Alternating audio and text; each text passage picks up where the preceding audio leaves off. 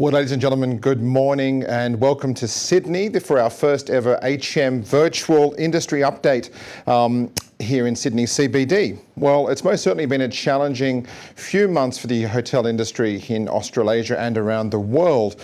But now the bounce back and the recovery firmly starts. To find out what you can expect and what the industry is doing, how everyone's performing at the moment, we've assembled 12 of the finest hoteliers and tourism leaders from around Asia Pacific to tell us a lot more. We think it's one of the most comprehensive webinars the industry has ever had in Australia, and one of the most tuned in with, I'm happy to reveal, 1,650 people today are actually joining us from as far places as New York, Kuwait, Bangkok, and of course right around Australia and New Zealand and the South Pacific. Today we're going to have 12 quick-fire 7-minute sessions, and I hope you get some takeaways from these exceptional leaders. As many of you know, the Australasian Hotel Industry Conference and Exhibition is due to be held in Melbourne in September. It was going to be in May, obviously we didn't have that. It's going to be over 2 days, and the great news is the event's going ahead. It won't be as you know it, it's going to be a hybrid event. We're going to do something where we have a mix of in-person, we're going to have virtual, and we're going to have dial-ins from different parts of Australia. We might even have some dial-ins from New Zealand and Singapore, so you've got to watch this space. We're going to do something a little bit different. We're going to work with what we can. Government regulations say we can have about 300 people in Melbourne at Grand Hyatt, so we're going to work with that, and we're going to see how that changes and evolves over the coming months. But one of the most important things for us was we didn't want to be adding to the queue of conferences that are also cancelled. The hotel industry is struggling as it is. We don't want to add to that list of cancellations. We want to be able to help the industry and push the industry and have a forum for the industry to be able to talk about it. One more update for you as well. Plans are progressing on our HM Awards this year. We're looking at having something in Sydney in late November, and we'll reveal some more info on that very, very soon, but that's going to open up soon. And I think what a great year to give back to the industry and all those amazing staff who've done some incredible jobs on some reduced hours and in some very tough circumstances. So it's going to be a time to recognise truly Australia and New Zealand and the South Pacific's finest later this year. Now, well, today's event is coming to you courtesy of our two amazing sponsors, which are also our AHICE Diamond sponsors, Hostplus and Intrust Super.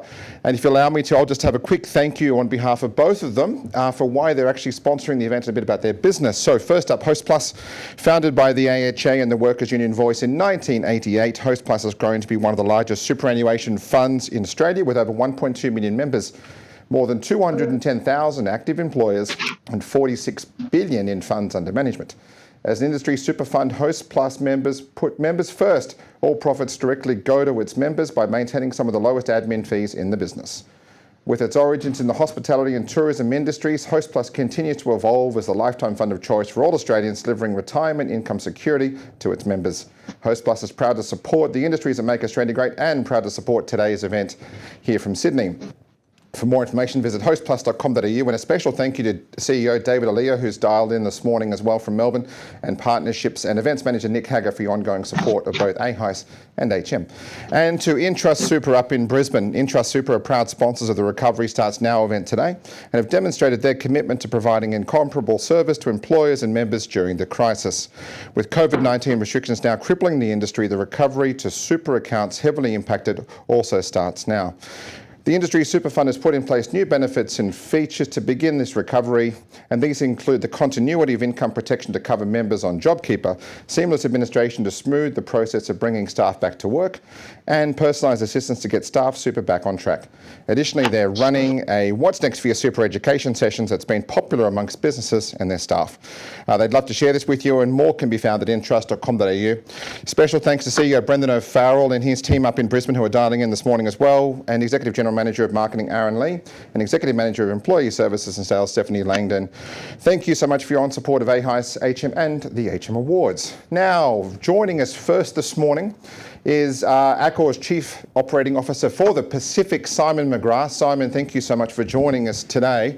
Mate, we've seen a bit of a bounce back in the last couple of weeks. People have started travelling domestically. How is business for you at the moment? Devastating. And I suspect the same for everybody. But the reality is last month across the region we did 7% occupancy. This month we're going to do 14%.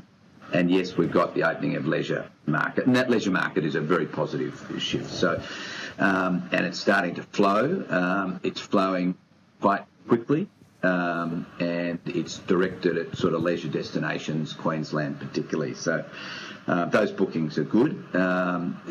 It's interesting when we're analysing that. We've got that leisure market is largely unregulated. It's individuals. There's no compliance around it. People are making their own decisions and taking their own risk to travel, and then that's good. And I think there's pent up demand. What concerns me, or what I'm trying to get understanding of, is the next 5 market segments that unravel. How does corporate unravel? How does conferencing? How does events, and so on and so forth. And I think the assumption that they're immediately going to follow. My concern is there might be a little bit of a gap because there's still some. They have a lot, as I said, more governance and regulation around it, and it's not as easy. But hopefully we'll be able to take advantage of the strong domestic travel and so on as borders reopen as well. Simon, obviously a challenge. Queensland's one of your biggest markets. A lot of that market is driven out of the southern states, particularly this time of year when it gets a bit chilly in Sydney and Melbourne and whatnot. So how important is that Queensland border reopening? We just heard this morning, actually, Hamilton Island will reopen on the 1st of August. So a few are starting to get ready for it. How important is that border reopening, Simon, to really fuel traffic and tourism in all those sectors of what you're talking about? Yeah, look, I think the border openings are important in a practical sense. You've got to be able to get somewhere, but I think they're more important in terms of confidence and a general mood. And I think the border openings. My view is that they'll all come together within a matter of weeks and open up over the course of. And then I think there'll be a very positive mood to Australian tourism domestically, and I think it'll unfold as we would expect. Now, your role covers not just Australia, but around the region as well. New Zealand's done a very good job, Simon, in terms of, especially from a business event standpoint. They've been lobbying hard. They got government to ease restrictions on business events, knowing that you know who all the people are in the room, you know who all the delegates are, you've got all their details, you've got their contact details. So how important is it, I think, we look at benchmarks like New Zealand of what they've done with business events to fire up the business event sector around the whole region? Oh, look, I mean, I've been impressed by New Zealand across the board, from government level right down. I think I wouldn't underestimate how important they've been to the Australian government's decision-making and how they've sort of gently prodded some of our thought. And so I'm forever in debt to New Zealand colleagues and team members and the New Zealand government. I think at the right time they've shown strength and courage to make decisions, and the decisions around easing some of the restrictions have been as courageous restricting them. So we've got a great business in New Zealand, and I'm always impressed by over the last 12 weeks some of the activity and how it happens. So I think it's important. They've done a great job. And the easing of restrictions, I certainly think some of the restrictions have been eased in Australia as a result of New Zealand's leadership. As well, Simon, if you look at sort of what's going on, Simon Birmingham, the Australian Tourism Minister, yesterday said he thinks borders will be closed until next year.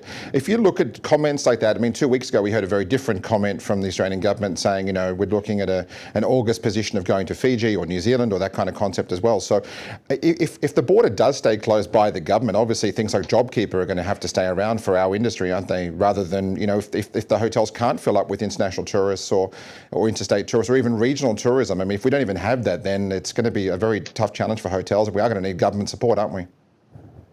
Oh, no doubt. We've spoken to government both through the industry representative groups, and I've had private conversations on behalf of Accor with government as recent as yesterday, and what we're sharing with them is that we require JobKeeper till March next year. The reason for that is that if you remove JobKeeper in September, we'll be at 20% occupancy. If you do it in December, could be circa 50%. And if you further out from that, it could be even stronger. So it's a function of logic. What I think is more important for people to understand is that if you remove JobKeeper too early, hotels will close. And whilst we may have some hotels closed today, there'd be nothing more sad to see further closures. And when you close a hotel, you're going to close it for 6 months. You're not going to close it for a week and reopen a week later. So we've tried to impress on government is the one part of our economy that has got a good bounce back, that is making consumers feel good, is tourism. Most people in the social engagements are talking about travel, and thankfully so. And to have that industry not represented and not open through a lack of government support to assist it is critical to government. Yeah. And we were the first industry impacted, and we played probably the biggest role in making sure that the populations were safe, and therefore I think it's deserved that it gets that support. And I'd encourage everyone to be talking about money. I think we've really got to make sure that happens, because otherwise the impact would be devastating on our own and our investors and our employees. Absolutely. And just before we swing across to Leanne, Harwood, Simon, a lot of your hotels in Europe have all restarted opening as well. You've got a huge concentration of hotels as far as Accor is concerned, and also throughout Asia Pacific. So is there any sort of best practice you've been seeing that you like of what the company's doing? You work for a very big company, and they're obviously setting a lot of benchmarks now on cleanliness and hygiene and everything else. So are you seeing a few best practice opportunities there? Well, I think one thing I will share with you is the trend that we're seeing in China, which was effectively the first market opened, and then the Pacific region, but now Europe is opening. And there is a trend of leisure sort of happening, and then a bit of a stall post that. So I caution that sort of expectation is just going to keep growing rapidly. Not discounting the other segments, but that's what we're seeing. That being said. But some of the best practice is just it's obviously on fiscal management and cost restructuring. We've got some really effective plans in relation to, and we've already enacted a lot of them in terms of management restructures and tighter, sharper teams, and that's a function of reality. I think we all are aware of that. There's also some good practices in shared services and hub services which can lower costs. But our obsession at the moment is around making sure that we control our costs and do so in a practical way, but in a pretty aggressive way, so that we can get owners and employees through to the other side, and then very quickly following that is the revenue stream. So I think most of the initiatives are about costs, and then further to that, as you mentioned, it's about safety and health and providing a level of comfort for our loyalty members. And most companies have developed pretty good pretty good safety networks and health, and that will continue. So, I certainly think I'll finish by saying that I think this region is in a fantastic, has a fantastic opportunity. I think after 2008 GFC, you saw the strength of our economy, and a lot of Middle Eastern investment and European investment came to Australia and New Zealand and to our sector. And I think, given the strength of our health and economy, I think you're going to get quite a lot of investment in hotels in the region over the next decade. All right. Well, thank you so much, Simon. Thank you for joining us. Pleasure. All right. We're now going to bring in Leanne Harwood, Managing Director for Australasia and Japan at IHG. And Leanne, thank you so much for joining us today. We just heard a few interesting comments from Simon, obviously, about the market at the moment. So I will start asking about how business is for you, and are you seeing a bit of that leisure uptake like Simon's talking about as well? Hi, James, and thank you. Look, we're in a very similar position as Simon and Accor and probably most of the hotel industry across Australasia. To say that we were decimated in the last few months would be an understatement. But yes, we are seeing, I hate to use that overly used term of green shoots, but we're definitely seeing pickup on weekends. We've gone from 0 to 100% in our leisure hotels in the region. So, it's been a bumpy ride. But like Simon, I caution the optimism for our industry on that. Weekend leisure is not going to sustain us as a business moving forward. And it's absolutely critical that we get to a position where we start to see business come through on our midweek and into our cities. So delighted to see the pent-up demand, delighted to see that everybody is desperate to get out of their homes and venture out, but desperate to see business travel to start moving again. Yeah, I was going to ask that question. Yeah, that's right. I was going to ask that question of you because obviously, from in Australia, IHG has been very strong in the business travel market, in the business events market, in the conferencing market as well. So bringing that business in during the week is obviously crucial for you, even in areas like the Hunter Valley where you do require conferencing during the week. But how important it's like Simon said, business travel and conferencing is kind of one of the next verticals that we really need to start getting going in Australia and around the whole region, just really to start picking up that midweek business, isn't it? So how important is that right now for governments to start thinking about not just the leisure on weekends and go for drives? How important is it for the business market? Absolutely crucial. We need to be able to have a sustainable industry and a sustainable business. And without midweek business travel, we're completely on the back foot and just not viable. So we need those borders open. We absolutely need to encourage people to get out there and travel again. And we need to give security and trust to the consumers to know that they can get on a plane or they can go and do business and conduct it in a safe environment. So we're really lobbying and encouraging for that next step forward to get the business units moving again. Critical. Yeah, now we were actually filming my Wayfarer TV show at Crown Plaza Coogee a couple of weeks ago, as you know, and what I was really impressed with the hotel was not just sort of how it's all set up now from a hygiene and cleanliness standpoint, but from a meeting standpoint. You're obviously, hotels like that and your other hotels that have been open have got everything in place now to have small meetings, whether it's, small conference, small board meetings or small get-togethers or that kind of thing. So the hotels are ready to be able to have business events. It's just a case of obviously confidence coming back and governments having regulations on how many you can have in a meeting space as well, isn't it? You're absolutely right, James. And look, the interesting thing is when you start to ease up those restrictions, the demand is there, and actually the level of trust is there, and the eagerness to get back in and do meetings again is there's no doubt it's there. Actually, I have to say I was quite surprised. I thought there was going to be a little bit of a reluctance for people to get back into a space of a couple of hundred people, but in New Zealand we've already started to see some queries coming through and bookings for up to 300 people. So I'm delighted to see that. And you can just never, ever replace human interaction, right? Yeah. We all are absolutely getting used to this world where we're on these, various mediums every single day. But the connectivity and the ability to actually just connect with other human beings, I honestly don't believe it's ever going to be, replaced fully and totally. So I've got confidence that the MICE industry will rebound. It'll probably be a little bit slower than what we would like to see, but there's no doubt that people want to get moving again, want to connect in. Yeah, and I just saw from this morning from Air New Zealand that they're getting so much demand on domestic at the moment. They're upgauging aircraft, and in fact, they said they've got more demand between Auckland and Queenstown for these school holidays than they have in the last 3 years. So obviously things are moving quite quick over there, which is really fantastic to hear, isn't it? Yeah, no surprise there, right? We are reopening our Crown Plaza in Queenstown because of that demand, and we've actually brought our Holiday Inn Express opening in Queenstown forward, a brand new hotel forward because of all that pent-up demand. So it's definitely there, and we definitely need to get it moving. Now, what kind of challenges have you had as well? Obviously, places like Queenstown have had staffing issues for a long, long time. So obviously you do have a lot of challenges when a lot of staff did go home to other countries around the world that were working in Australia and New Zealand. So how much of a challenge has that been for you to get hotels back to be able to have 100% occupancy with the staffing challenges they've all been facing? Yeah, great question, James. Look, people is our biggest issue, right? It's absolutely, we're in a people industry and we can never, ever forget that. And we've been absolutely devastated to turn around and have to lay off or stand down so many of our fantastic colleagues.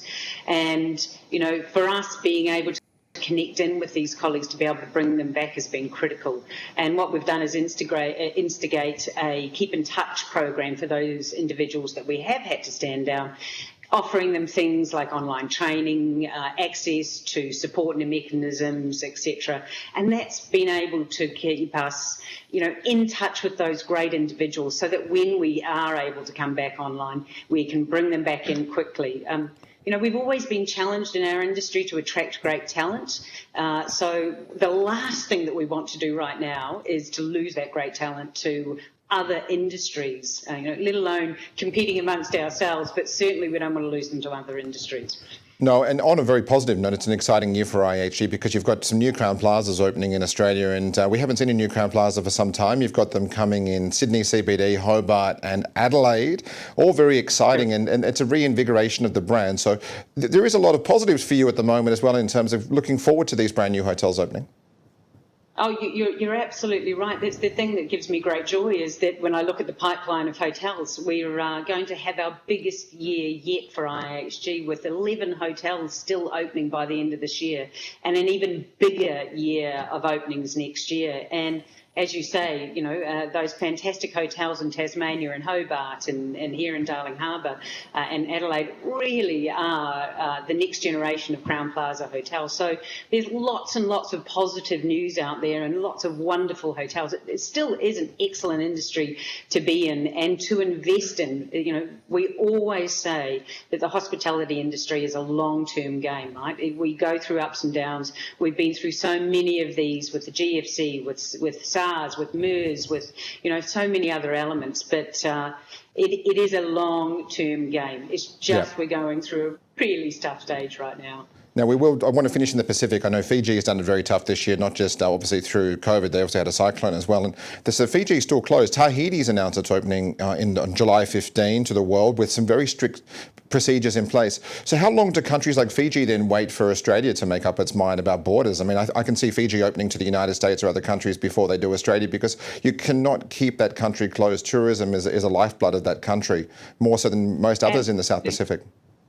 No, again, James, absolutely crucial for us to get ourselves to a point where we can work in a bubble. And I know that New Zealand has led the way in trying to start those conversations. We see that with Fiji. We see that with Vanuatu. The entire Pacific region is reliant so much so on the business in Australia and New Zealand. So we're certainly lobbying to get us moving between our bubble in the Pacific region. It is important that they're so desperate to welcome people back into Fiji, and I'm desperate to go back and greet everybody with a great big buller as we walk in the door. Yeah, and a lot of Aussies ready to go and have a holiday in Fiji as well. I can tell you, the longer Queensland waits, Leanne, the more the people are going to go to Fiji the second they can as well. But. Look, and I'm so concerned that we're going to end up having borders open to New Zealand and to the Pacific before we are into our own backyard, and that's just, quite frankly, embarrassing. So I really encourage the borders to get open with inside our own country first and foremost. Absolutely. Well, thank you so much for your time today, Leanne. Thanks, James. All right, now we're going to bring in Dean Long, the CEO of the Accommodation Association. Dean, here he is. Mate, we've just heard from a couple of the leaders, obviously, in Australia. We heard from Simon saying how imperative it is to have JobKeeper going all the way through to March next year. So if you could give us a bit of an update on where the industry is at the moment and some of the initiatives you have in place from a lobbying perspective and supporting the industry at the same time. I must admit it's been an interesting time for the industry, and I didn't think we'd see two of the leading brands in Australia describe the tourism industry as devastated, and the accommodation sector particular. And it's one of the things which the politicians have definitely heard loud and clear from all stakeholders, whether it be the individual companies or the associations that are lobbying hard to make sure we continue JobKeeper. There's some pretty terrifying numbers that we were looking at going into this crisis. About 113,000 people were employed in the industry. Without JobKeeper, that drops to around about 35,000. And for politicians to hear those numbers, very rarely do we see tourism operators speak negatively about the future, because we are a very positive, upbeat sector and like to look forward. And so for politicians to hear these numbers, to hear what the impact's going to be, it's definitely being considered front and centre. We've got the chair of the National Coordination Commission for COVID Recovery, Nev Powers. His central pillar is tourism. We've got a Prime Minister who understands the tourism industry as well. And I think, look, as a political junkie as I am, I don't think I've heard the word tourism mentioned on Sky News, on ABC, on ABC Insider so often as what it has been over the last few months. I wish it was on a more positive front, but it is really clear the government is thinking very positively about how they continue JobKeeper post-September. They know if they ended in September, it will be devastating for our industry, and it's why we need that to continue all the way to March 2021. So if you look at sort of how important that is, I mean, again, we heard Simon Birmingham, the tourism minister, come out yesterday and say that he thinks the borders could be closed. He was obviously asked a question about it. He didn't say it in his speech. So we've obviously got a few things there. I think one of the favourite lines of politicians right now, Dean, is we're giving you an early mark. So perhaps get people to start travelling at home a lot more, holidaying at home a lot more. And look, if the opportunity pops up for bubbles, then consider it. But I think it's a lot of the push at the moment is really explore your backyard. And if you want to go and have a holiday, you definitely can do it. Except I think it's a bit cold for the beach in Victoria, as Daniel Andrews was suggesting earlier this week, though. But it's very important, though, isn't it?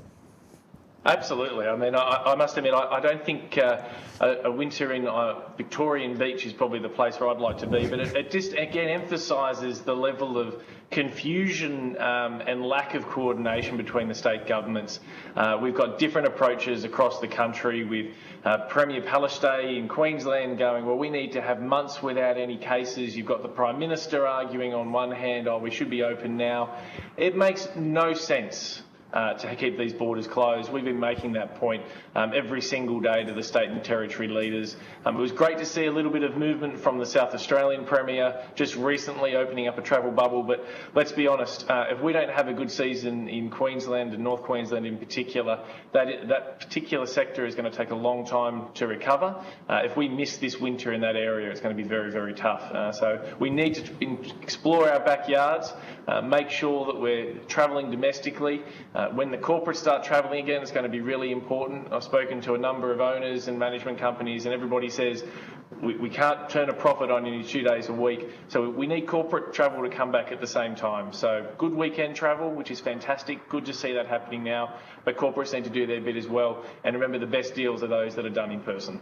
Yeah, Dean, especially with Queensland, we talk about Queensland because it's a focal point for the industry. You know, I mean, it's missing that inbound tourism from just domestically. You know, let alone they've already missed Chinese New Year. They missed obviously everything else with COVID. So it's been a big year for Queensland, especially up north. So a bit interesting. You've got a council in North Queensland calling for a bed tax, trying to rally every single mayor in Queensland. So try and slug the industry and travellers further is completely the wrong time, isn't it? I must admit, I've never met a public servant who can market better anybody in the private sector, and that appears is what the local council wants to do up there. I mean, $15 million a year is what that bed tax would raise in Queensland, and somehow the 76 other mayors sided with one other mayor to say we support a bed tax. It makes no sense to penalise an industry in Queensland that already pays state and local government $650 million a year. This is not a revenue problem for government in this space. This is a spending and prioritisation problem. So we call on the mayor in that particular council and the mayors around Queensland, rather than find ways to pad your own nest and rather than find ways to levy an industry against all others, how about you just spend some of the $650 million we already give you? Yeah, and the same thing too when we talk about Far North Queensland and Cairns and whatnot. Obviously, the hotels out there are hurting. They don't have the visitation from New Zealand. They don't have, at this time of year, Cairns obviously does very well out of New Zealand for beach escapes. You know, so we're missing that, missing the Chinese coming in, missing people coming in from Hong Kong. So to try and get more money out of Aussies, if at the moment intrastate in Queensland, trying let alone to do that. So alongside fighting on issues like the bed tax, what else is high atop your list at the moment alongside JobKeeper? Look, fundamentally, JobKeeper I call it, it's a key initiative. JobKeeper is used to decide what other elements can occur across the industry, whether it be the changes with HIGA and the employment situations, whether it be the mandatory leasing code for those that are under lease environments, and so we need to continue that going forward. That then opens up the parameters for all the other state government support that they've provided. I know you've got David Mansfield coming up, and I'm sure David will speak about that, and Trent Fraser as well, about some of the challenges the regional tourism operators, the regional accommodation operators are facing. For us, what we need particularly at a state government at the moment is a bit of an alignment on those social or physical distancing measures, such as removing the 4 square metre rule, moving it down to 2. For those on the East Coast, you may not be aware, but the Western Australian government reduced the 4 square metres to 2 square metres and haven't seen any increase in transmission rates of COVID.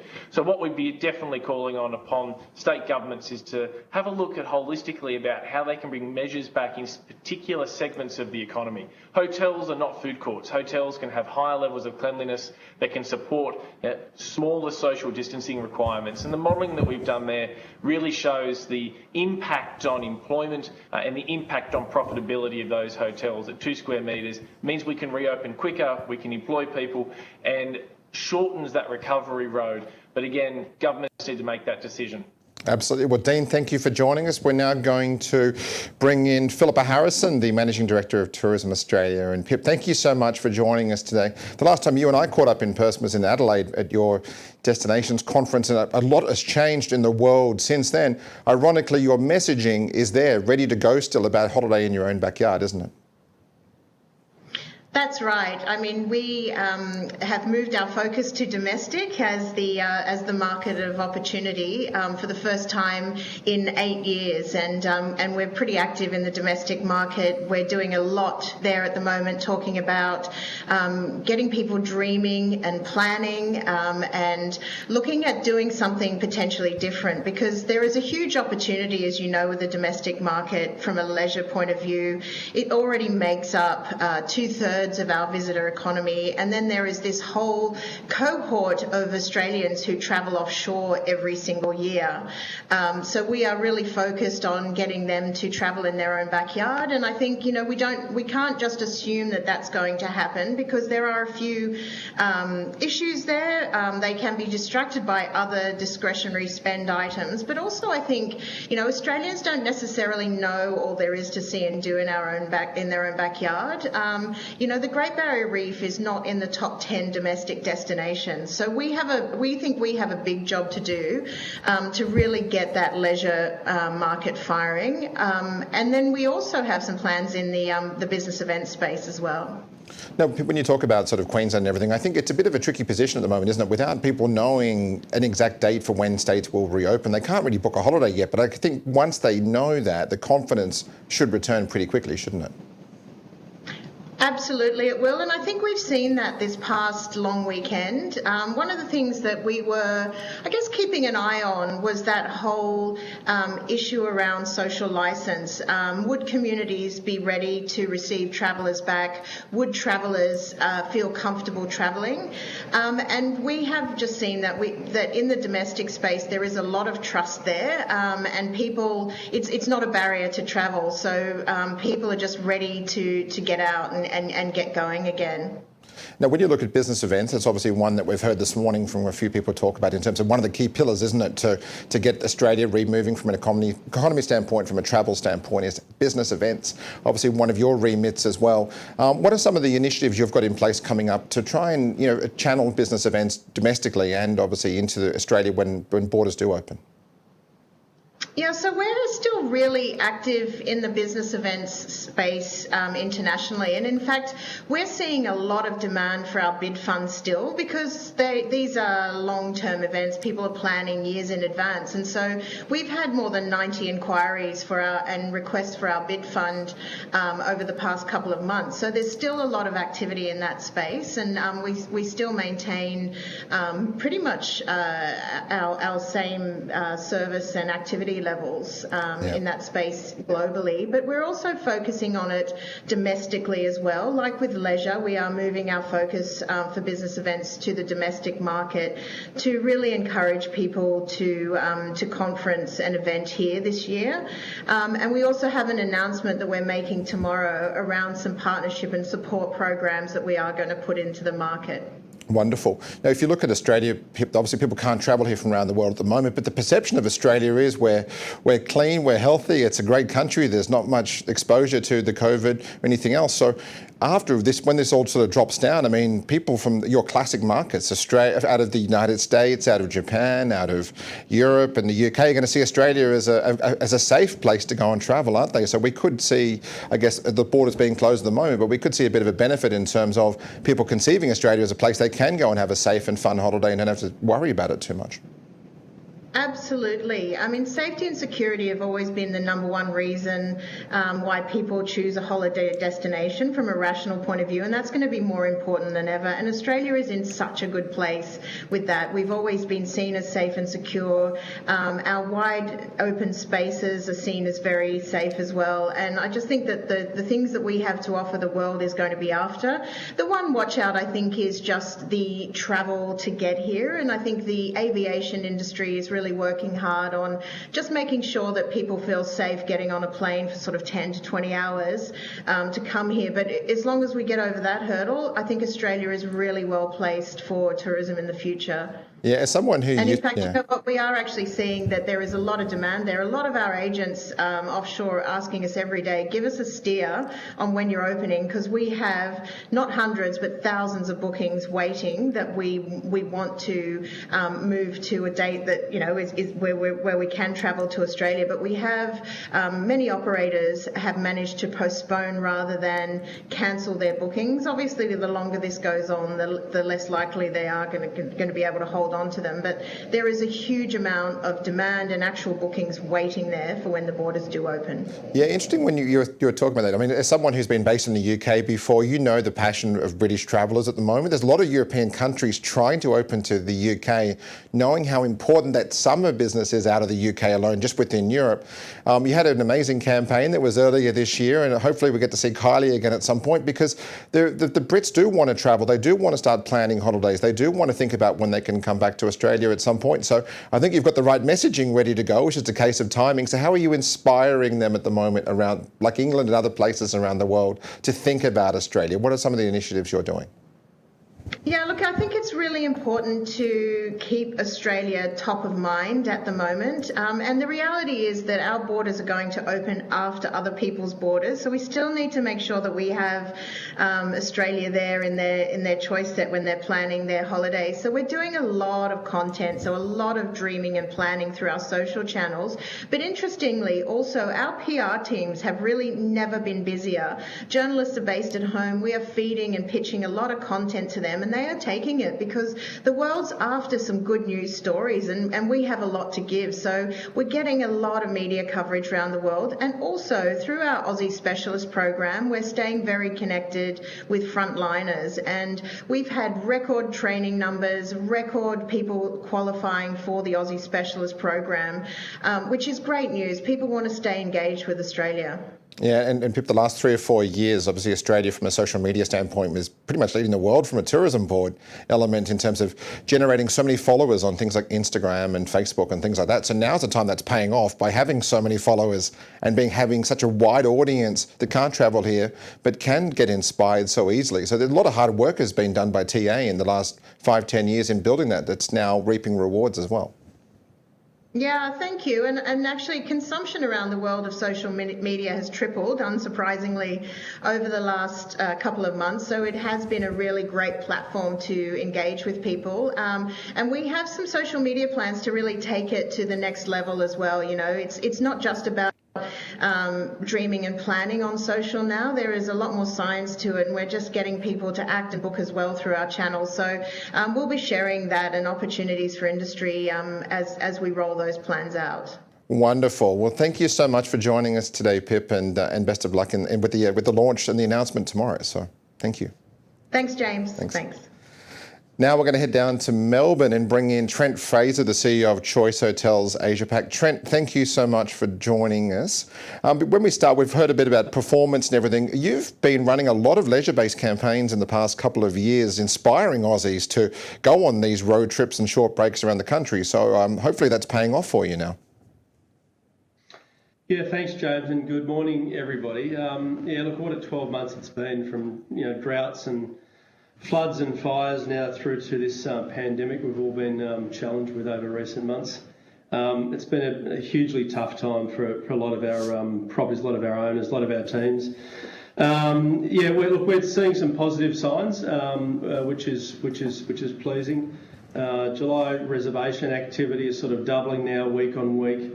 We think we'll sort of end June around 25% across the portfolio, and then see us hopefully getting back to something close to sort of 50-55% by the end of the year.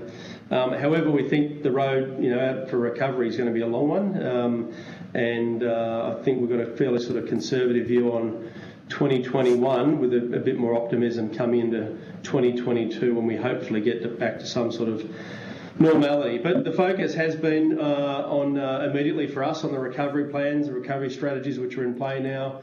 We've launched a new initiative called the 100 Untold Stories, which is really picking up on some of those regional tourism assets that we have that mightn't be the more obvious ones, but challenging people to go out and explore a little bit more in their backyards, short distance from most of the capital cities, and discover some of these hidden gems that we may not have seen previously. No, and as a pure play, obviously, franchisee as well, are you getting a lot of interest in terms of unbranded properties now that do need to plug into a system to help them bring bookings in? Look, yes, we are. The last couple of weeks, especially since the border announcements of reopening have occurred, and a bit more optimism has come back in, and people can sort of see the way out of this. We certainly have, and I think that's something that the whole development team are very much aware of, is that we believe if properties are and have felt maybe a bit lonely through this crisis that we've been dealing with, they're probably looking to be let out of this, and I think that's where what we do, certainly with a regional skew, for the time being, is where we're seeing a lot of the requests and the demand. We've got a real offering there for those people to help them come out of this maybe quicker than they otherwise would have done. Are there any sort of areas in particular, Trent, at the moment where you're seeing some solid demand for vacations, or even during the weekstays as well? Look, it's mainly regional, so very much leisure and regional properties. Really all around the country. So I think it's been pleasing to see, and I think that's typically been our strength, is in the regional markets. So I guess that's where we're sort of seeing some optimism, coming towards the end of the year, that that pent-up demand that's been spoken about already this morning, with our inability to travel overseas, at least for some time into the future, we see those trips being taken regionally, and long may that continue. I will say, just on that point though, and to reflect and to support others' comments this morning, the priority here is to get our borders open, and I'm pleased with some of the optimism that's been shared about that this morning. I hope that is the case. We've got to remember that a lot of our properties, a lot of the properties who are on the call today, their businesses are their life's work, and it's disappointing and sad for me to see, for all of us to see, state premiers making this into some sort of political football, comparing their virtues and their assets between one another. I think we need to park the egos and get on with opening up the borders and getting those businesses back up and operating. Otherwise, I think we can look forward to, or they can look forward to, more job losses and more business closures, which is certainly not the path we want to take. So that's really the priority for us, is to ensure those we can travel freely within the states around Australia. And I think you hit a good point there, Trent, when talking between the chat or the game of football between Victoria and South Australia earlier this week, which didn't help anything really at all, did it? It's comments like that are obviously, people do want to get out of their state. They want to go and do something a bit different. I mean, some people have been living in their state, Trent, for 80, 90 years, and they do actually want to leave their area. But obviously, the sooner that Queensland border does come open, the better for everybody, really. Even the Gold Coast itself, with Sundays, Cairns, like we were talking about before, about the issues up in Cairns with Dean. It's those regions, they need tourism, and people want to get out of the cold in the south and want to go and do something that's semi-tropical. Absolutely. I can tell you, sitting here in Melbourne today with a top of about 12 degrees, there'll be many Victorians that would look forward to that. We've got school holidays coming up from the 27th of June, but the borders, unfortunately, in Queensland won't meet that deadline. They're looking to open that sometime thereafter, which is disappointing. And I fear that, as has been mentioned again earlier, that we may form travel bubbles with other partners in the South Pacific region before we can do that within our own countries. Just really disappointing to see that, and the large concrete barriers that are dividing New South Wales and Queensland. That's a little disturbing, I think. So we need to fix that, I think, and fix that quickly.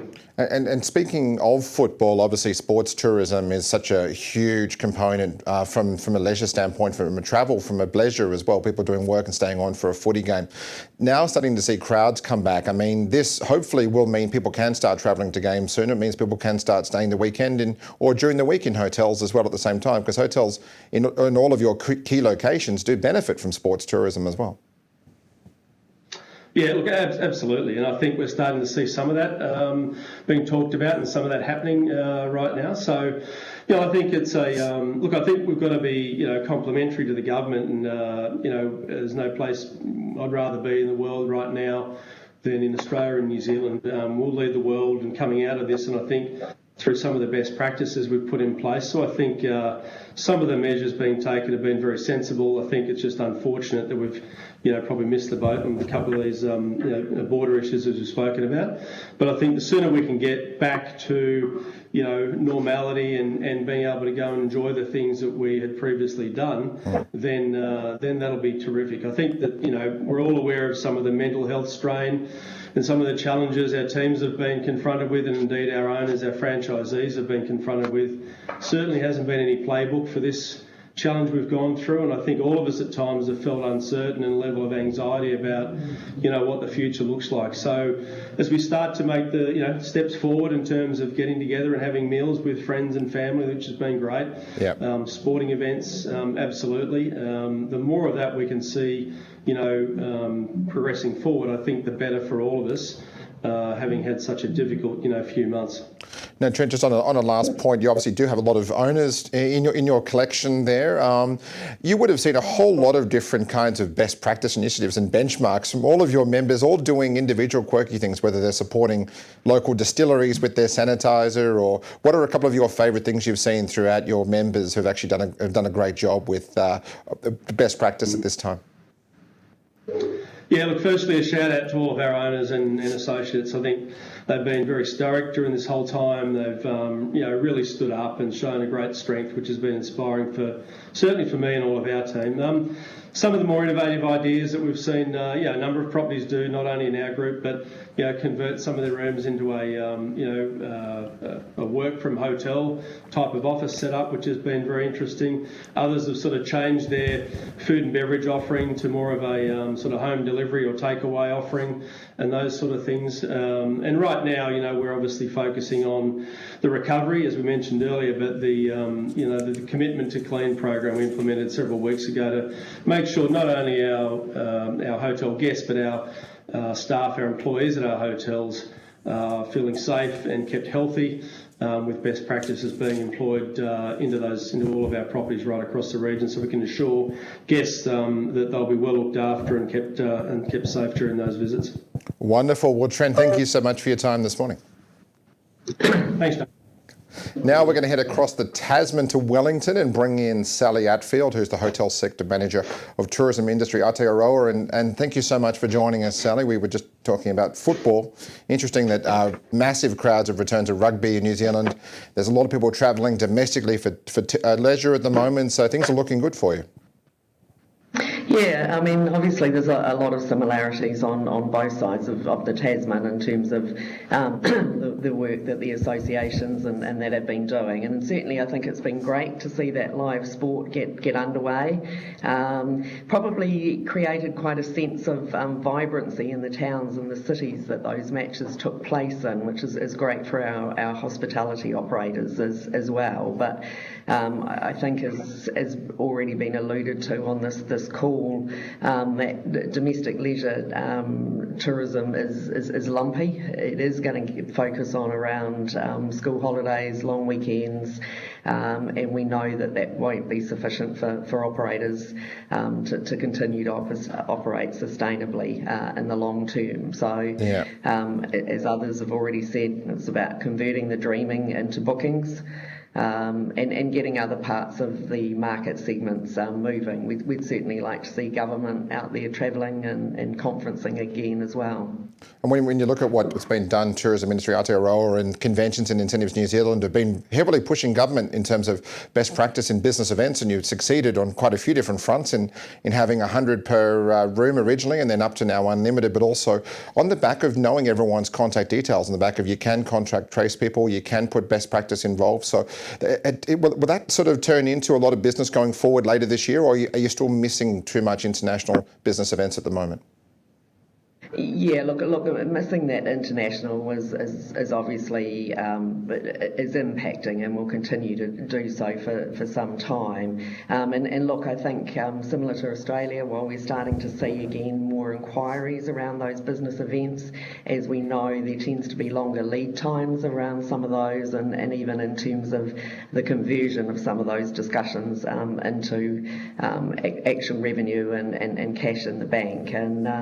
But look, as you've alluded to, James, I think what has been great has really been the collaboration on this side of the Tasman between government, the associations and the industry, and government being prepared to listen to the issues tourism and hospitality are having, and while they perhaps haven't acted on everything that we would like, and there's certainly still an expectation that there will be more to come. There has been deliveries around things like the wage subsidy and things like that, but of course we'd like some clarity on whether that is being extended. Yeah, I was just going to ask about that. What's the latest scenario on that at the moment? Obviously, you don't know if it's going to be extended, or when's it up to at the moment? At the moment, the second round of it commenced at the beginning of this month, and it runs through generally to about the middle of August. So what is unclear is whether there will be a general extension to that, or whether there's likely to be more targeted support. So that's certainly questions that we're still asking of government, because again, businesses need some clarity in order to continue to operate on and make sound business decisions, because government is asking us to continue to employ people, but we need a little bit more substance and facts in order to make the right decisions. Yeah, no, it seems a lot of hotels are opening up on demand quite quickly at the moment, in terms of, we heard that from Crown Plaza in Queenstown. We know that there's a few other hotels in Christchurch that just opened their doors literally within 2 or 3 days' notice of their owners telling them to get them back open and ready. So how fast is that reopening going for New Zealand hotels? Because you went from a situation where in Australia we had some hotels open still, into basically most of your hotels were completely closed. So how fast is that reopening phase going for you at the moment? Yeah, look, it's certainly happened much more quickly than was probably initially expected. Obviously, we went into lockdown sort of towards the end of March. Particularly a lot of regional properties around New Zealand elected to close at that point. There were obviously hotels operating primarily out of Auckland, Wellington and Christchurch, particularly sort of for quarantine and isolation facilities. But yeah, look, it is great to see that around the country there's a lot of hotels opening earlier than they'd initially anticipated, which also means that they're either bringing back some of their own people or actually rehiring.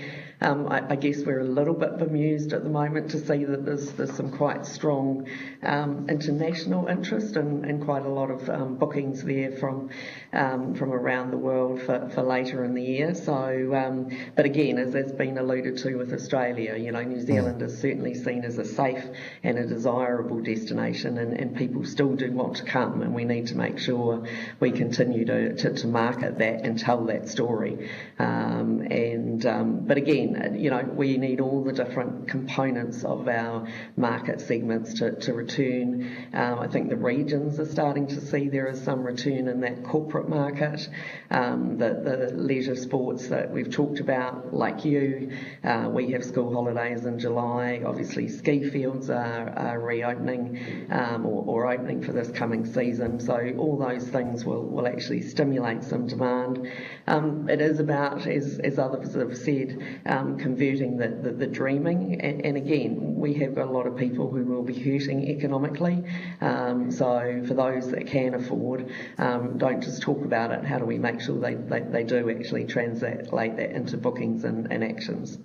Yeah, very true. And it's obviously good to see Air New Zealand getting back to some normality. Obviously, that airline, that company has really struggled. They were having to lay off a lot of people out of their workforce, some 30% of their workforce, not just furloughed it, they actually had to make people redundant. So seeing the airline get back and relaunching routes again and putting capacity back into the market on demand obviously is something comforting for you, because that's a challenge, because you don't have there's no other airlines there at the moment. There's no Jetstar flying domestic.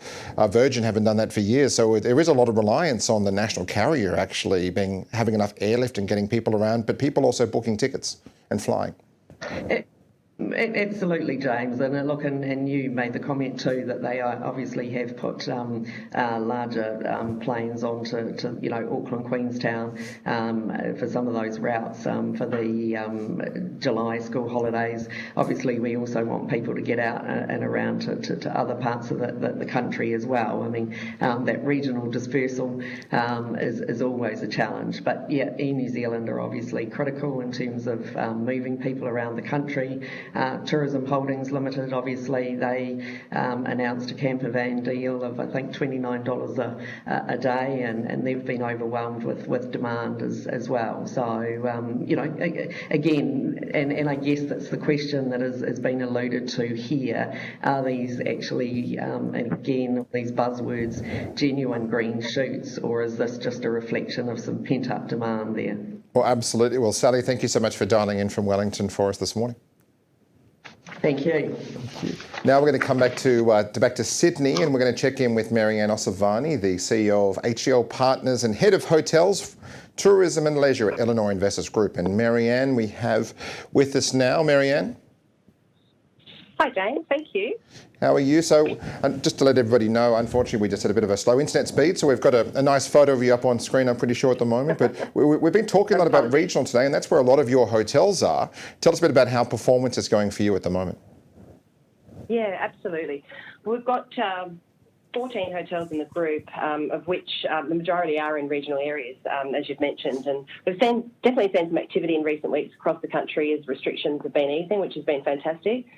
And some of those hotels through that period did remain open for some essential business, albeit the demand was very low. Given the location of many of the hotels, we weren't able to avail ourselves of any quarantine business, so many of them were wound down into hibernation for some months. We've since reopened across the board, which is great, in various and many in limited capacity for the assistance of JobKeepers. We're just monitoring that as we go forward. During our downtime, so once JobKeeper was actually put in place, where we had little or no demand in some of the regions, we really focused on getting physical assets and the businesses fitter. So completing refurbishment projects, maintenance, back office and training where we could. So I think across the board, with respect to regional, the industry's been hit hard. Businesses in the industry have been hit hard, and the region's hit even harder. So recovery has been and will continue to be challenging, we think. Yeah, we've been talking about that for some time, and it's interesting when you look at sort of what you've been doing. I mean, I hear your Mudgee Hotel does very well on weekends, but again, we need that regrowth of conferencing and business tourism, don't we, to fill you up during the week? Absolutely right. Yeah, we have a conference business there. We're not seeing, certainly inquiries are coming through, but with uncertainty around borders and even just the way that businesses have configured themselves with their travel, there's a lot of uncertainty around that. So we've really just focused on, or the demand we're seeing is coming through those leisure markets around the weekends. And also cities like Adelaide, where you have acquired some amazing assets of late as well too. Obviously, seeing South Australia reopen up sooner than later is obviously going to help you, isn't? And things like sports tourism. I mean, you're only 2 blocks from the Adelaide Oval. Absolutely right. Yes. So hopefully, it sounds encouraging and positive that the borders will open there. Obviously, the other states need to follow suit so we can get those visitors in to SA. But absolutely, particularly the CBD hotels we've got there, sports visitation and tourism is really important for us. Now, we were talking before to Trent Fraser about obviously the interest that they're getting from people wanting to join the franchise network. What kind of interest would you see at the moment in terms of adding hotels to your portfolio when you are talking to owners about wanting to plug into a system? Look, absolutely. We have a combination of hotel management agreements, franchises, and some non-branded hotels, of which we're looking at plugging into franchise systems, businesses. It makes a lot of sense. There's a hybrid model that we work with, particularly given that a lot of our hotels are in regional areas and they're sub 100 room hotels. We partner with 1834 Hotels, who are a white label third-party management company, which are able to work in conjunction with and collaboratively with an operator. So we have many with Accor at the moment, and certainly talking to and working with other operators in the market. So I think there's a great opportunity there to work with, to look at potentially acquisitions in those areas, of which we're always looking at, and to continue to to work with operators in those areas. Now, how do you see sort of the rest of the year going? Obviously, you know, we are seeing a lot of demand for regional locations. So does that give you some confidence going forward that people are holidaying in their backyard and happy to go and drive on their holidays at the moment too? Look, we've sort of started, as restrictions have eased over the last few weeks, we were able to see some demand through that June long weekend period, and we're starting to see pickup, which is looking positive for the school holidays.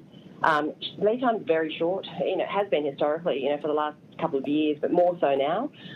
So it's beyond that we're concerned about. And also there's a lot of uncertainty around the borders and just uncertainty in general. Yeah. It's hard to see trends. It's hard to, there's really no tools around predicting consumer behaviour at the moment. So we're just monitoring that very closely. You know, what will our guests do when they arrive? Will they book dinner? Will they go to the spa? Will they go into the retail shop? So there's just lots of questions, and we just have to look at every business very at great detail. Yeah, great detail. And in this time too, you've been using this time to help others in need, haven't you? Down in Adelaide, you were actually helping homeless stay in your hotels and working with local initiatives as well to help those in need in the last few months, haven't you? Tell us about that. Yeah, absolutely. So we worked in Adelaide at the Dabco Boutique Hotel. We partnered with a group for rough sleepers, which was wonderful to be able to be part of. And give back and hopefully make a difference. And also in one of our Canberra hotels at Ivor Styles Tall Trees, working with a group there. More broadly, I suppose the areas that we were able to help with were domestic violence families that came to stay with us and over the Easter period. So hopefully we made their day a little bit brighter through that Easter period. Wonderful. Well, Marianne, thank you so much for joining us, and we look forward to talking to you more in the coming weeks. Thanks, James. Okay, thanks. Now we're going to bring in Michael Johnson, who's the CEO of Tourism Accommodation Australia. And Michael, thank you for joining us this morning. Thanks, James, and a very big thank you to you and the team at AHM for putting on today's webinar. More than welcome. Now, something I did want to start with, it's obviously not what it was one of my points, but I've been driving around past a few pubs of late, and I've noticed a lot of them are actually putting in some great practice initiatives in terms of, you know, scanning barcodes before you go in. And so the AHA, your parent company, has actually been working very, very hard on best practice, haven't they? So can you tell us a bit about on that and how that could then translate into hotels as well when it comes to food and beverage for locals who might want to come and have meals? I think it's a wonderful initiative how well they've put it in place in terms of making it so simple for publicans just to be able to put things in place.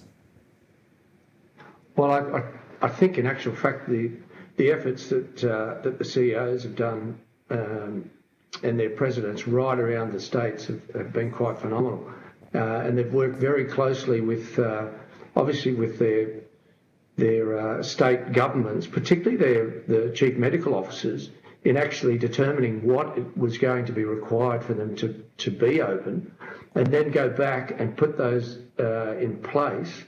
And it's just been fantastic, because you're right, it's meant they've been able to open, they've been able to get, some of the wins that we've had, particularly Bradley in WA with his win around the 2 square metre rule, has been fantastic. And not only that, he worked very closely with the government and was able to initiate that his team put together the COVID-19 training, and there's been 115,000 hospitality workers. Saw him. She saw a photo. They put up a photo of her. Yeah, so if you look, sorry, someone just jumped in then, Michael. Yeah. Sorry. Yeah, go ahead.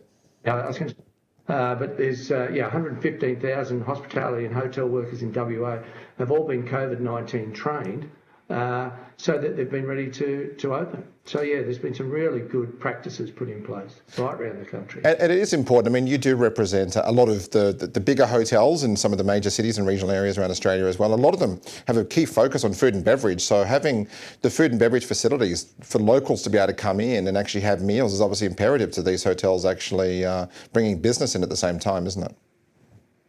Yeah. Yes, that's correct. And they've been able to, I suppose, bring some of their team members back on and start getting back into operations, which has been extremely motivational for them.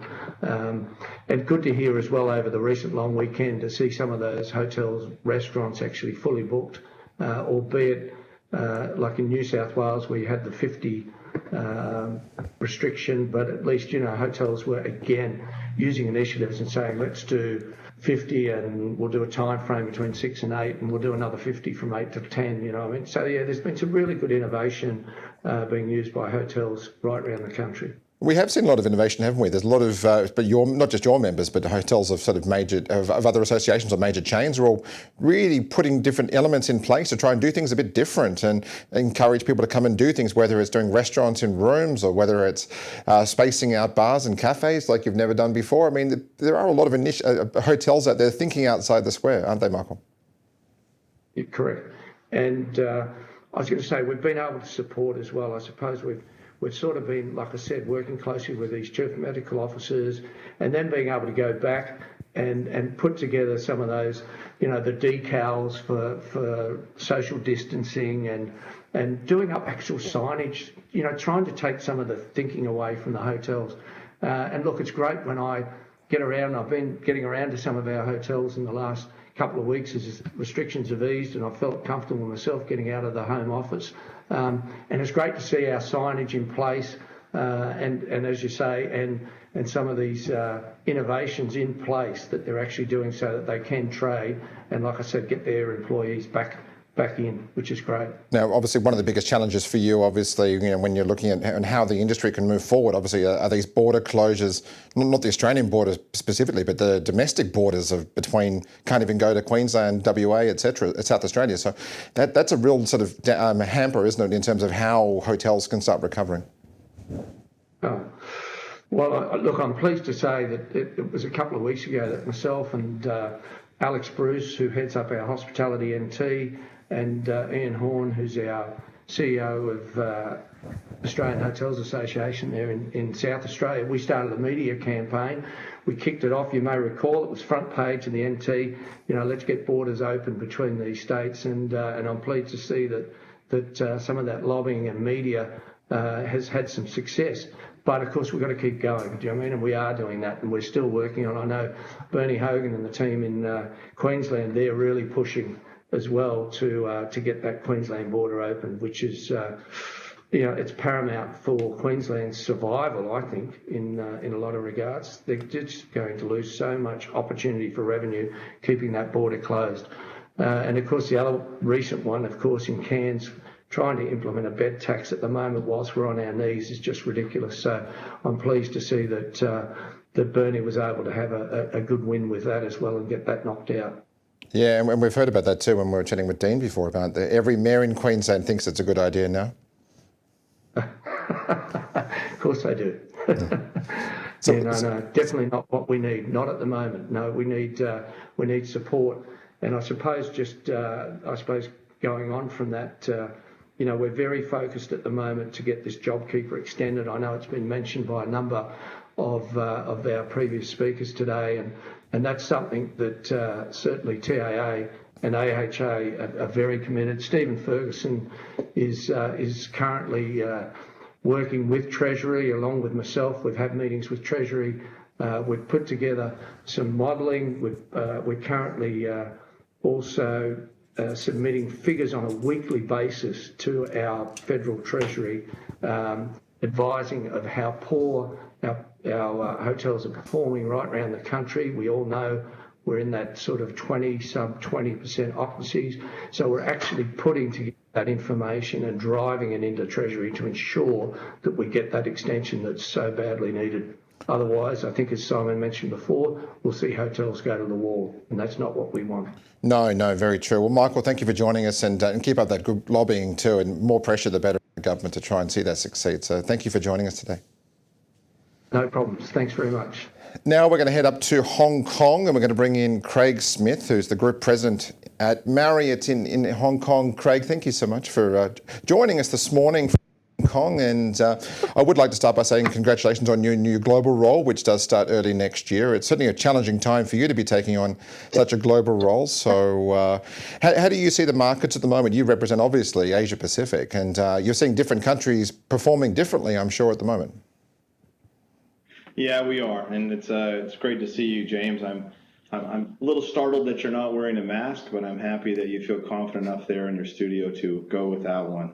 Yeah. We have quite a bit going on in Asia Pacific. I mean, things are starting to recover. It's really a bifurcated world, though. I mean, that you have places like China that are coming out very quickly, and probably at the tail end of it in Asia Pacific is probably South Asia, especially India, which we think will recover last. And if we start with China, we think of, we've got pretty much almost our 400 hotels are all open. I mean, not a single hotel is closed in China. We'll probably finish this month at 50% occupancy. I don't know that ever in my career I was happy to see 50% occupancy, but in these days it's a good number. And China is really remember the accounting term FIFO, first in, first out, or another way we say it is first in, fastest out. So China is kind of recovering, and there's a lot of great things that we're learning from China that we're applying across the rest of Asia Pacific, and how people are reacting differently to kind of the new norm, or how they're actually going back to the old norm in some ways. And then in Australia, we're really proud. I mean, the hotels have fared very well. All 22 hotels are open. We've got a phenomenal leader in Sean Hunt, and him and his team have really done a superb job. The government-funded overseas traveler quarantine program obviously helped our business quite a bit, and we appreciate that. So a lot happening with staycations, domestic travel, obviously, but leisure really is the first thing out of the buckets, and we see the bookings kind of that people want to get out of their homes. They've been kind of quarantined for a while in their homes, and they want to get out and about. Yeah. So I think things are starting to look up in most parts. Australia and let's say East Asia, probably a little more, and maybe Southeast Asia will come back a little bit after the rest.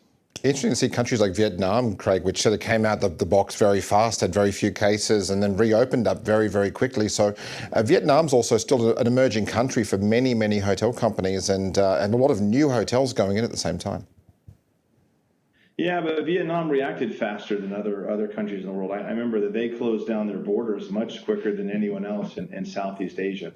In fact, right after China, they were probably the first ones to kind of close off and really make sure that they were insulated, and I think that's helped them quite a bit. We've got a lot going on in Vietnam. Vietnam's a fairly dynamic country. I mean, there's some benefits to centralized governments in some ways in some parts of the world, and their ability to react quickly has been very helpful.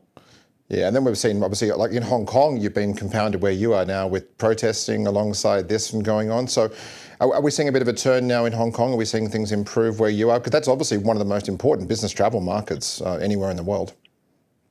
Well, Hong Kong has recovered as far as weekend travel. So it's the staycations, again. These are people that want to get out of their apartments, and so our hotels are filling up on the weekends. And food and beverage is actually doing phenomenal. Believe it or not, even buffets are. We regulate the buffets. People have to approach them wearing the mask, and we regulate the number of people that are in line at what time. But food and beverage is doing very well. Unfortunately, the Hong Kong government hasn't opened up Hong Kong to outside travel yet. And so if you come to Hong Kong as a business traveler, or even returning to Hong Kong, from somewhere else, you have to be quarantined either in a hotel or in your apartment for 2 weeks straight.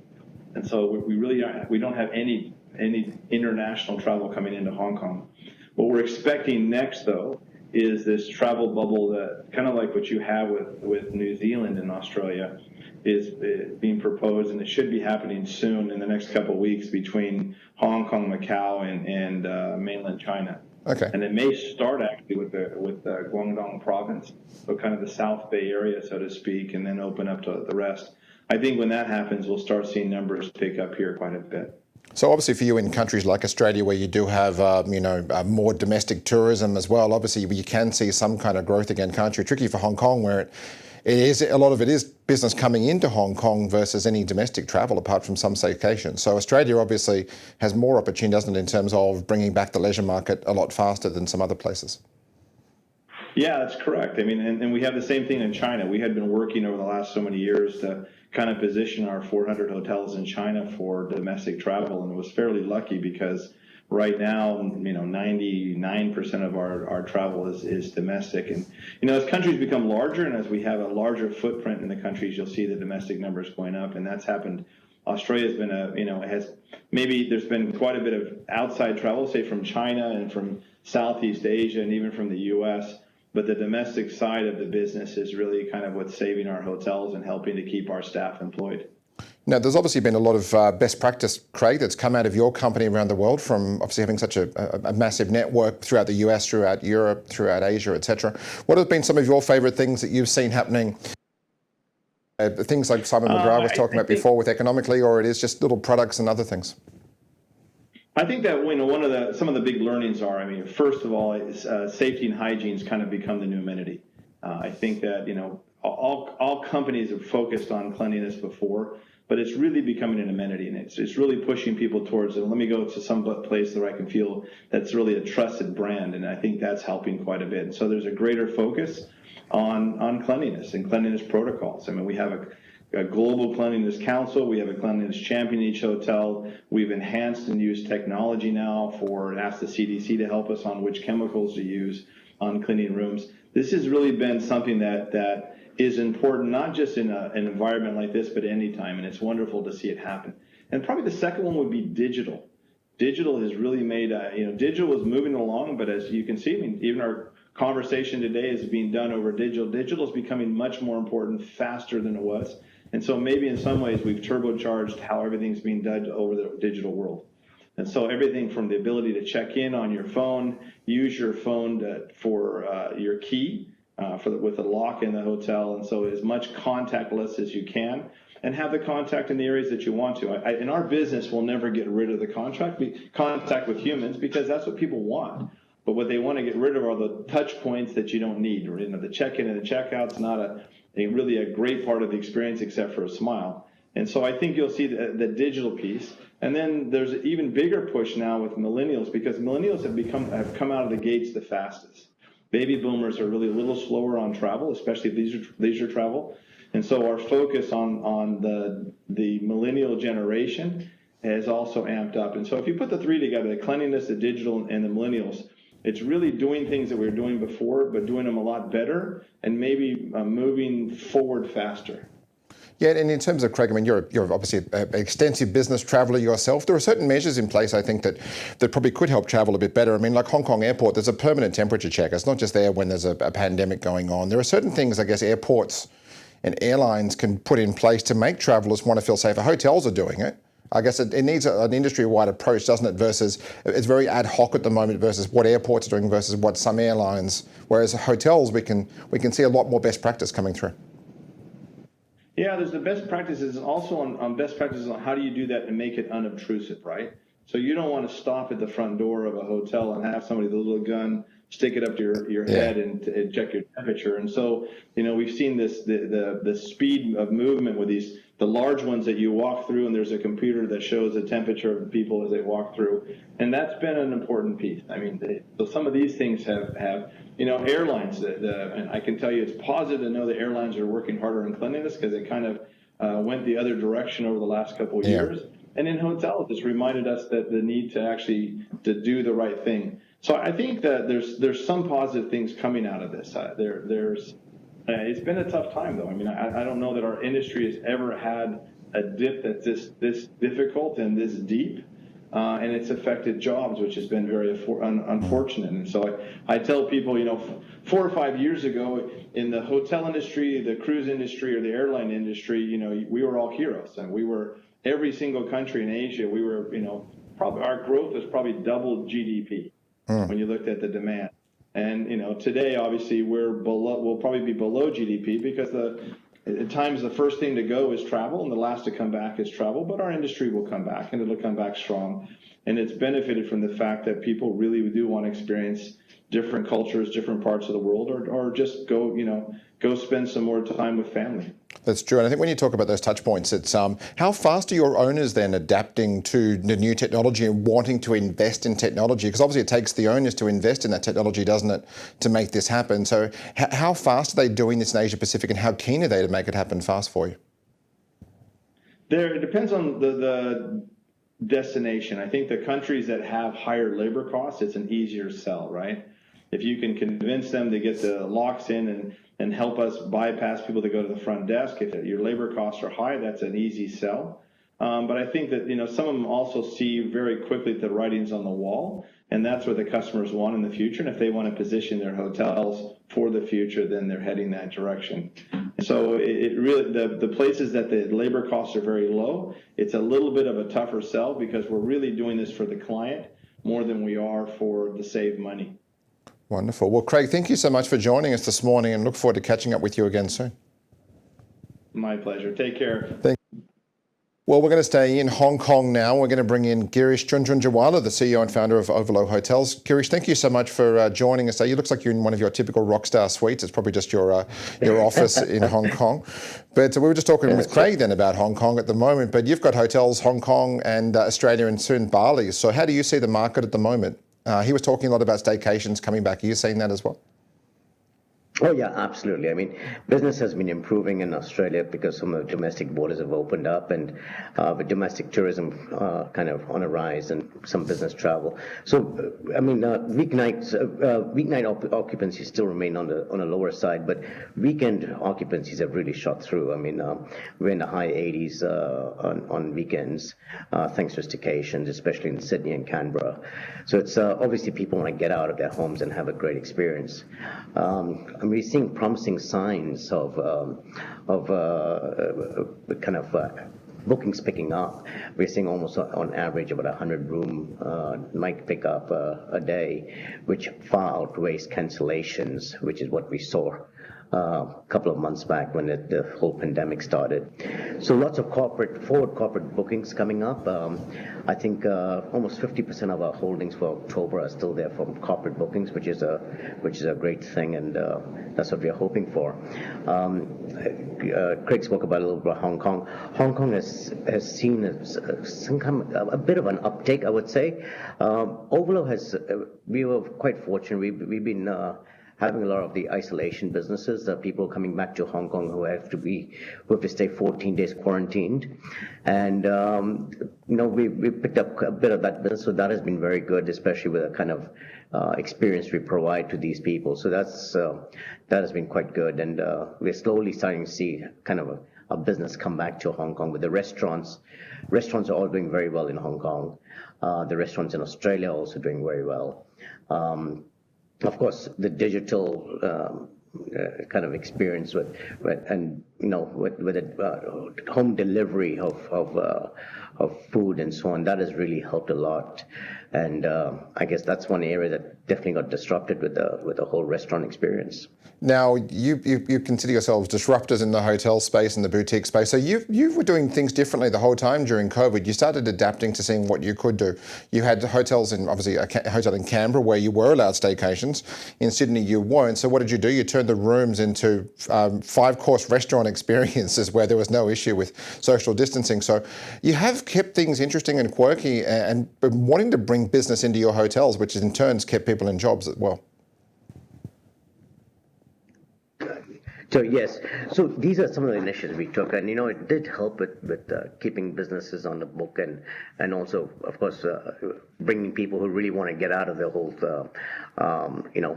just get out of home and go out to a hotel and where they could dine and stay the night as well and have the full experience of what we're doing. So I mean, at Overlook we always say that it's not just about it's not just the coolest experience with the coolest brand that we stand for, but it's more about being more than just a hotel bed and a transaction. So it's always connecting with the customer and emotionally connecting with the customer. Yeah, and it's also it's something that we've discussed a lot over the years, Girish, is in terms of your investment in food and beverage and the importance of having great food and beverage in your properties. And then at the time when that was the main business, you did have something there that was doing it very well too. Like in Sydney, you've got a vegan restaurant and plant-based restaurant. So you were doing things a little bit differently at the time, but you were obviously continuing to drive demand. What are some more fun initiatives that you're looking to do going forward as you have new hotels coming? You've got Bali coming, you've got Melbourne, properties in Melbourne coming. So are you looking at how you can then put these initiatives into those properties now on the back of best cases during the pandemic? Oh, absolutely.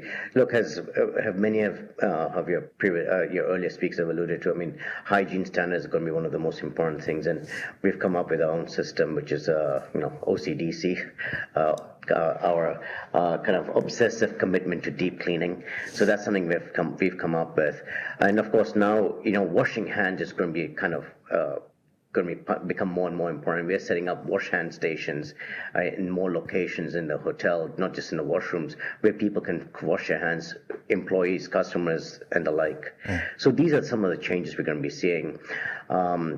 And this is something I think wearing a mask is going to be something that's going to be quite common for I think at least a couple of years to come as we move through this.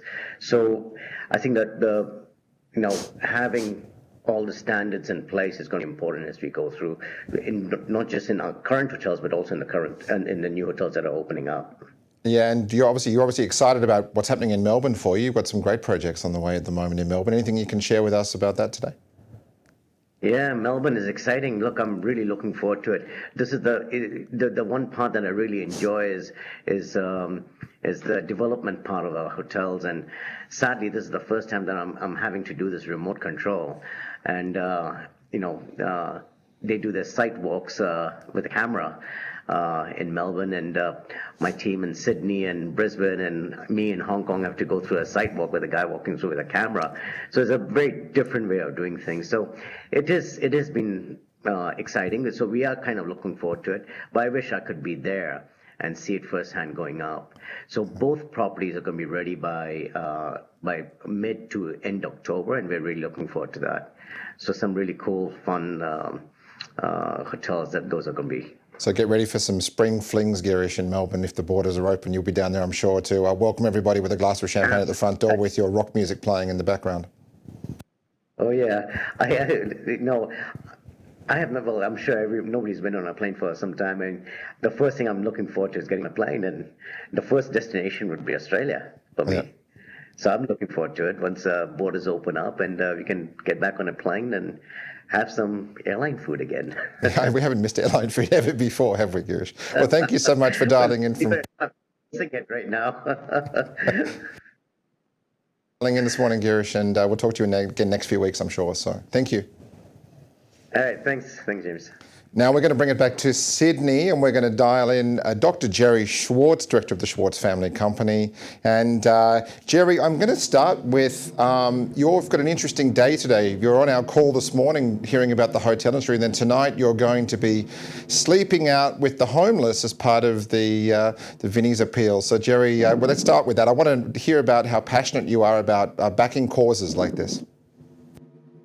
Hello, James. Yes, it's, I guess, good things turn around.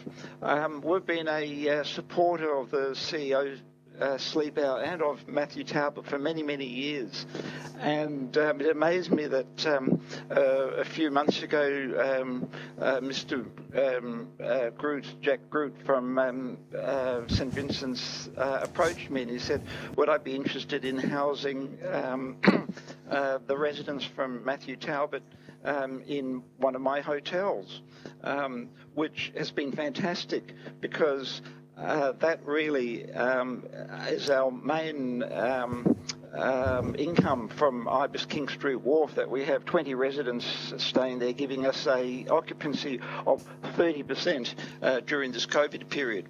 So when the opportunity came that they are having their CEO sleep out, I thought, what a fantastic idea to sleep with these homeless men. And interestingly enough, also, for the first time ever, even though I had been asking, can my 9-year-old son, who is 9 now, sleep with me at one of the CEO's sleep outs, for the first time ever, it's possible this year that he can sleep with me because he can stay with me with these homeless men in Ibis King Street Wharf. So not only did Matthew Talbot permit it, but also my wife allowed him to sleep with me. So, yes, that's what I will be doing tonight. No, it's so wonderful. We've heard that before from obviously Marianne with them doing that in Adelaide, and we're going to hear from David Mansfield a bit later about how they've done it too. So it is a time, Jerry, where it is great to give something back, isn't it? I mean, the hotels aren't full, so you actually can maximise these assets that you have for the good of the community when you're able to. It's wonderful. In another hotel, we are housing victims of domestic crime. And which is a great opportunity to give back.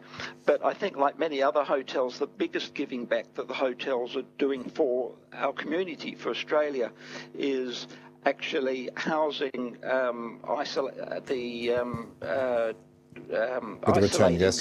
tourists that are coming into Australia. So that way we are actually able to minimise the amount of COVID that's getting out into the community, because they're all being caught in the hotels. So, that's a wonderful thing that all our hotels are giving back. Yeah, and also too, obviously we heard before from Simon McGrath and a few others talking about the importance of JobKeeper staying on, Jerry, post-September into next year. There's obviously elements like that are vital, aren't they, to help save the industry when borders are completely closed, even between states? Travel between states? With the importance of JobKeeper, Jerry, staying around when borders are closed at the moment. I mean, the hotel industry does need some assistance, doesn't it, in terms of being able to keep hotels open and staff in jobs? That is a major issue. Certainly listening to both Michael and Dean about the necessity to continue JobKeep is such an important thing. And, when Simon brought this on as well, because there is a horrific fear that once JobKeep finishes with such a low occupancy that we are going to see until things get better, at least until the summer months, and leisure tourism increases, and there is the more confidence in the corporate market. Occupancies will be terrible.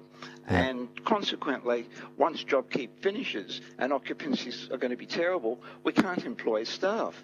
So it's a major political issue to have JobKeep continuing. And Michael's talking about that, and funny enough, Michael was saying that he and the AOA have made representations. And I guess this is an opportunity for me to bring up something that's brought up in the past too, that we need to have one voice for for the hotel industry, one strong voice for the industry. And I get the daily, as many of the viewers on the webinar get the daily email from one representation, which is the TAA, and we get it from the other representation, which is the AOA. They're both brilliant representations, but they're all duplicate. So, why can't we join together? And I'd love to take the opportunity too, if Michael Johnson is still there, just to explain to the 1,650 people on this webinar, why can't we be one industry? Why can't we have one representation in this industry? Why do we have to have two representations? I don't understand. Is he there? No, Can I we think switch over to him? Yeah, we had to keep it to one camera, Jerry, at this point. But what about if you could have a lunch between the two of them at Sofitel Darling Harbour, and we could bring our camera down and you could have an open chat with them and see how they think about it. But it is, I guess, Great idea. The thing we do have in Australia, I think, Jerry, which is probably good, is two very strong lobbying groups, obviously, to help on a lot of those issues. So in terms of your business, what more needs to be done for you? I mean, Queensland having its border closed with New South Wales is not great news for your Hilton property in Surfers Paradise. So how soon do we need that border open? This is the time, Jerry, when and you just bought another hotel on the Gold Coast. This is a time where the Gold Coast needs the southern visitors, isn't it? These school holidays to really drive tourism. I'd like to answer about the border openings in a more medical way. I think Australia has done brilliantly in this crisis. I mean, this is a medical crisis where we have this virus that is going out obliterating lives, and there's 7 million people that have been affected by the crisis, and I think Australia has done brilliantly. We have almost eradicated the virus from Australia. So we're in this bubble. And within this protective bubble, there are separate little protective bubbles, which are the states. So to be truthful, I actually am not a complainant about the Queensland regulations. I almost support the states, and the states get their advice from their chief medical officers and their politicians and all that, and we have done really well. So I don't really want to criticise Queensland. It does affect me. I have 2 hotels in the Gold Coast, so it obviously affects me that there isn't tourism.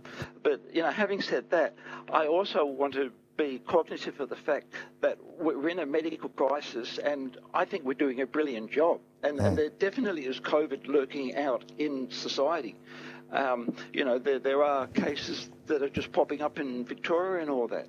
So we do have to be really serious about the precautions that are being taken and to cut them down slowly. Yeah. And, one of them is to not to disagree with the decision of experts, because we have done pretty well. Now, Jerry, just before we do go, you're getting a lot of family travellers to your hotels that might not have stayed at your hotels before, who might have gone overseas and might have gone to New Zealand, or that kind of thing. So, but over the years, you've developed some amazing family-friendly properties, like in the Hunter Valley and in the Blue Mountains. And so you actually are kind of ticking a few boxes, aren't you, for those people that do want to get away that can't necessarily go overseas. But you've probably got some of the most family-friendly resorts, I think, Australia has actually developed. And that's a passion of yours over the years, because you've wanted to take your family there as well. So that's obviously such a good thing now. You've got options for people who might not have considered going to those properties before. So it's a whole new, it's expanding your market by having something that others don't. Well, thank you, James, for advertising my hotels. Having a young family, yes, that has been a mantra of mine, to make family-friendly hotels. I think we can even extend that one more, which you're saying about people going to my hotels, and that is people travelling within Australia and New Zealand. That, as has been mentioned by Philippa, we have got so much to offer in Australia, and people automatically think, oh, let's go for a holiday overseas, let's go to Fiji, let's go to Europe, while there is so much in Australia. And weather-wise, going to Queensland or going to Central Australia, there is so much. And I guess that's one thing that Australia will gain out of this whole COVID crisis, is that it will encourage people to travel locally. And, there have been papers to show that even though we're not getting international tourism coming in, Australian tourists are not going out. And therefore, that is actually helping our industry to ensure that Australians travel within Australia and keep the money within Australia. Yeah, such a great message, Jerry. Well, thank you for joining us today, and also thank you for reinforcing the message that it is still a medical crisis going on, and it is good that people are able to travel in some way, shape or form. But thank you again for joining us today, Jerry. It's my pleasure, James. Thank you. Melbourne, and bring in David Mansfield, the CEO of Quest Apartment Hotels. David, thank you for joining us today. If you think one of the more interesting things I think to look at is the fact that a lot of your hotels actually have had quite a few guests in them still, because you do have a long stay market in many of your areas, don't you? Whether it's mining, whether it's construction or other things as well. So how's business for you at the moment? Yes, James, and thank you, everyone on the call. For us, basically, we've seen modest performance in our occupancy since COVID. Predominantly regional, mainly has been our key standout, and then suburban, and then the CBD area. But obviously, the CBD and the suburban have been hardest hit, and regionally too. But over the last 3 months, we've been fortunate to see modest growth in our occupancy over this COVID period. As we recognise, our key opportunity was to keep the doors open in our businesses, keep our franchisees in business, and thus far we've been able to achieve that across all 140 properties in Australia. We've been able to remain open. And obviously that's really critical to us, because our franchisees have put their lives on the line for their business when they invested into the Quest model. And we need to do everything we can to support them through this. And the dramatic impact on revenue across, whether it's regional, suburban or CBD, has been significant and has created a great deal of anxiety and stress for those franchisees, their families. So our core priority has been to drive revenue at all costs to support as we go through this, because we recognise obviously revenue is the remedy to all the future issues that will come up.